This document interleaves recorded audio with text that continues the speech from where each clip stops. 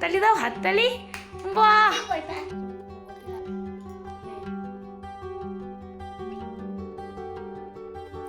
নমস্কার, কেমন আছেন সবাই? আশা রাখি সকলেই ভালো আছেন, আর আমরাও এখানে খুব ভালো আছি।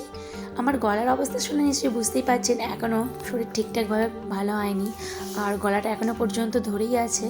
জানি না গলাটা আদেও ঠিক হবে নাকি। প্রায় 1.5-2 মাস হয়ে গেল গলাটা ঠিক এইরকম পরিবর্তন হয়ে গেছে। তো আমার বোন বলে, তো তোর এই গলাটাই ঠিক আছে আগের গলাটার থেকে।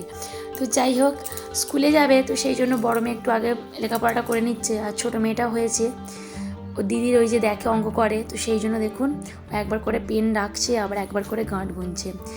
এই দেখুন, মানে ও দিদিকে যেভাবে পড়তে দেখে, লিখতে দেখে, ঠিক সেইভাবেই করবে। একটা হাতে পেন ধরবে, একটা হাতে গাঁট গুনবে, আবারও লিখবে। তো একটু দুধটা গরম করে নিচ্ছে, যে সকাল সকাল যেহেতু দুধ এসে গেছে। আর একদিকে তরকারি বসিয়ে দিয়েছি। সকালের দিকে ওই দুটো মেয়েকে একটু দুটো ডিম সেদ্ধ দেবো, সেই জন্য এই যে ডিমটাও ছাড়িয়ে নিচ্ছি। এই সময় ইমিউনিটি বাড়ানোর জন্য প্রায় প্রত্যেকটি খাবারই কিন্তু ঠিকঠাকভাবে খাওয়ানো উচিত।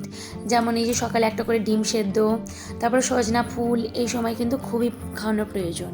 আর এই ইমিউনিটিটাই কিন্তু এই যে আমাদের ওয়েদার চেঞ্জ হচ্ছে, এই সময় খুব ভালো রকমভাবে প্রোটেকশন করবে। তো সেই জন্য যেমন আমি আমার 18 মাস বেবিকে এইভাবে প্রোটেকশন দিই, ঠিক কিন্তু আমার 7 বছর যে বেবি, তাকেও কিন্তু ঠিক এইভাবেই যত্ন সহকারে রাখি। তো আমরা এখন মুড়ি খাবো, সেই জন্য কিছু হালকা পাতলা টিফিন বানিয়ে নিচ্ছি। এই যে ছিল বাড়িতে কুমড়ো, সেই জন্যই কুমড়ো দিয়েই একটু এই যে কুমড়োনি বানিয়ে নিচ্ছি। আর প্রতিদিন তো আর বাইরে থেকে চপ ফুটুরি এইসব কিছু কিনে খাওয়া যায় না, আর আমাদের এখানে সেই রকম কোনো দোকানও নেই। সেই যেতে হয় পুরনো বাড়ির ওই সাইডে। আর সবথেকে ভালো হয় চট জলদির মধ্যে এবং স্বাস্থ্যকর বাড়িতেই বানিয়ে নেওয়া। এটা খেতেও যেমন টেস্টি হয়, তেমনি কিন্তু স্বাস্থ্যকরও হয়। তবে চপ ফুলুরি বা যে কোনো ধরনের তেলের জিনিস খাওয়া তো খুব একটা ভালো না, তবে মাঝে মধ্যে খেতেই হয় আর কি। আর এই যে ডিমটা সেদ্ধ করে নিয়েছিলাম, এটাই এখন ওকে খাইয়ে দিচ্ছি। আর বাবুর তো এখন হয় ছাদে ঘুরে ঘুরে, না হলে বাইরে গিয়ে এইভাবে খাওয়া দাওয়াটা করে। তো সেক্ষেত্রে আমারও এখন চান হয়ে গেছে, তো ভাবলাম আগে ওকে খাইয়ে দিই, তারপর বড় মেয়েটাও এদিকে খাবে, তোকেও রেডি করে দেবো। রোদে বসে ওকে খাওয়াচ্ছি, এদিকে আমার চুলটাও শুকনো হয়ে যাচ্ছে। আর ওর সাথে গল্প করে বা নানান ধরনের গান করে, ছড়া বলে এইভাবে খাওয়ালে ও কিন্তু খেতে রাজি হয়। কিন্তু মাঝে মধ্যে এমন করে যে ওকে ছাদে নিয়ে যেতেই হবে বা বাইরে একটু ঘোরাঘুরি করতেই হবে। এরপরে এখন বাজে প্রায় সকাল 11:30টার মতন, আর ওকে এখন দিচ্ছি লেবু। বড় মেয়েটাকেও টিফিনে আজকে লেবুই দিয়েছি। এবারে হয় কি, অনেক সময় এই লেবুটা হয়তো বাড়িতে থাকে না, কখনো আপেল দেওয়া হয়, তো কখনো কলা, এরকম একটা দেওয়া হয়। কিন্তু ভাত খাওয়ার পরে আমরা অনেকেই জানি যে ভরা পেটে ফল খেতে হয়, কিন্তু ডক্টরবাবু বললেন যে ভরা পেটে ফলটা একদমই খাওয়ানো উচিত নয়। যদি ভাত খাওয়ানোর পর ফল খাওয়াতে হয়, তাহলে মিনিমাম 1 থেকে 1.5 ঘন্টা পর খাওয়াতে। তো আমার মেয়ে তো আর 1 থেকে 1.5 ঘন্টা ভাত খাওয়ার পর জেগে থাকতে পারে না। তো সেক্ষেত্রে ওই সকালে হালকা ফালকা ব্রেকফাস্ট যা করে, তারপরেই সাধারণত খাইয়ে থাকি। তো আজকেও ঠিক সেই রকমই করলাম। সকালের দিকে একটা ডিম সেদ্ধ দিয়েছিলাম এবং তারপরে দিলাম ফল। আর এই যে একটা জিন্সের প্যান্ট অর্ডার দেওয়া হয়েছিল অ্যামাজন থেকে, তো এসে প্রায় 4-5 দিন ধরে পরেই আছে। এটা যে ওপেন করব সেটা আর করাই হয়নি। তো ভাবলাম যদি ডিসপুট হয়ে থাকে বা সাইজের কোনো ভুল ত্রুটি হতে থাকে, তাহলে তো চেঞ্জ করতে লাগবে না। তো সেই জন্য আর কি এই একটু খুলে দেখে নিলাম যে ঠিকঠাক এসেছে কি। তারপর দেখলাম যে না, ঠিকঠাক এসেছে। দাম নিয়েছে প্রায় 650 টাকা, আর সেই অনুযায়ী কোয়ালিটি একদম ঠিকঠাকই আছে। চলুন এবারে দুপুরের লাঞ্চ থালিটা শেয়ার করা যাক। এখন যে সজনে ফুলের সিজন, আর সজনে ফুল যে প্রত্যেকটি বাচ্চা থেকে বড় সকলেরই ইমিউনিটি বাড়াতে সাহায্য করে, এটা নিশ্চয়ই আমরা সকলেই জানি। আর আগের ব্লগে আপনাদের সাথে শেয়ার করেছিলাম এর পুরো ডিটেলসটা। তবে আমার 18 মাস বেবিকে কীভাবে আমি সজনে ফুলটা খাওয়াই, এখন ঠিক লাঞ্চ থালিতে সেটাই দেখাবো। প্রথমে আমি গরম জলে এটা ভালো করে একটু ভিজিয়ে রাখলাম, মানে 10 থেকে 15 মিনিট পর এটা একদম ছেঁকে নেব এবং ভালো করে আরও একবার ধুয়ে নেব। আর এই সজনে ফুলটা খাওয়ালে যে কোনো তিক্ততা ভাব বা কিছু এরকম থাকবে একদমই না, আর বোঝাই যাবে না যে সজনে ফুলটা ভাতে দেওয়া হয়েছে বলে। এছাড়া আজকে যেমন একটু মাছ, তার সাথে নানান ধরনের শীতের সবজি যেমন গাজর, রাঙা আলু, পালং শাক দিয়েছি, আর তার সাথে নিয়েছি 1 চামচ ঘি। এই যে ছাদে এসে খাওয়া দাওয়া করবে, একটু চামচ নিয়ে নিয়েছি, চামচে করে খাওয়াতে বেশ কিন্তু সুবিধা হয়।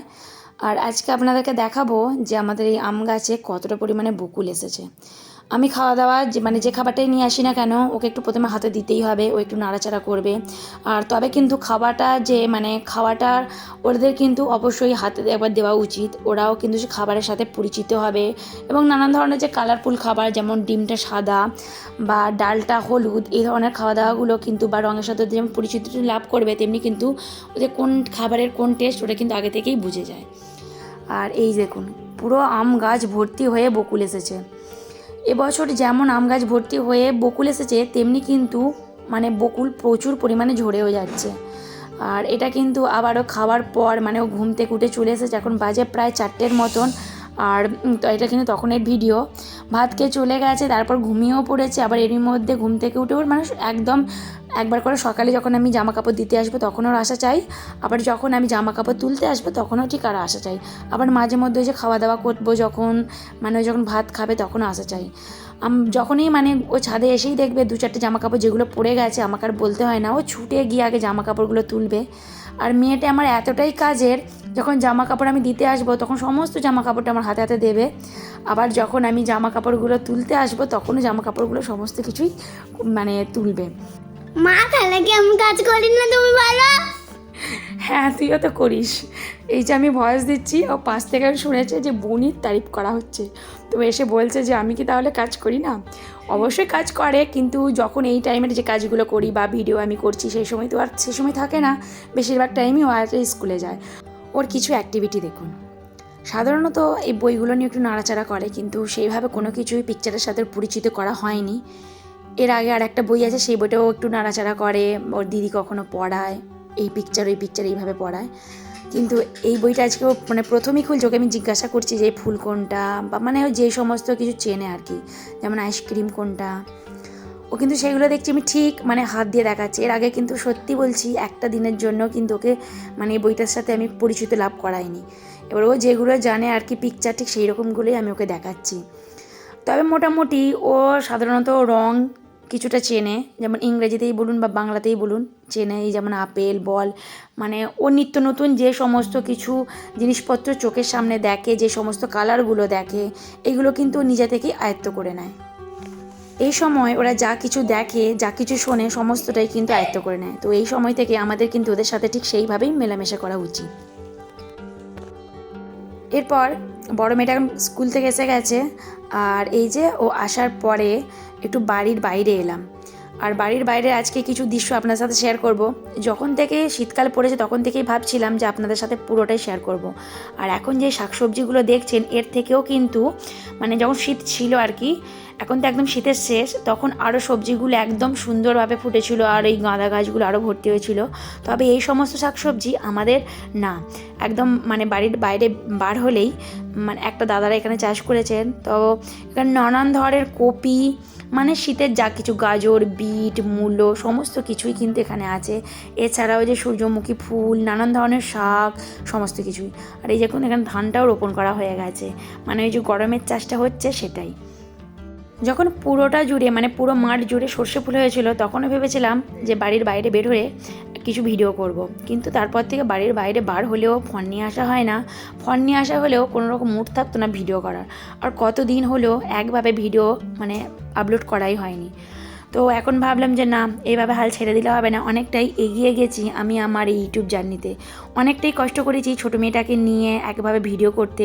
আর যখন অনেকটা এগিয়ে এসেছি আর এইভাবে মাঝপথে ছেড়ে দেওয়ার পরে আমার তো রিচ, এঙ্গেজমেন্ট প্রায় সমস্তটাই কমতে বসেছে। এই যে দুই বোনে খেলাধুলা করছে, আর বড় মেয়ে যেহেতু স্কুলে যায়, স্কুল থেকে ফেরার পর ছোটো মেয়ে আর বড় মেয়ে দুজনকে ছাড়তেই চায় না।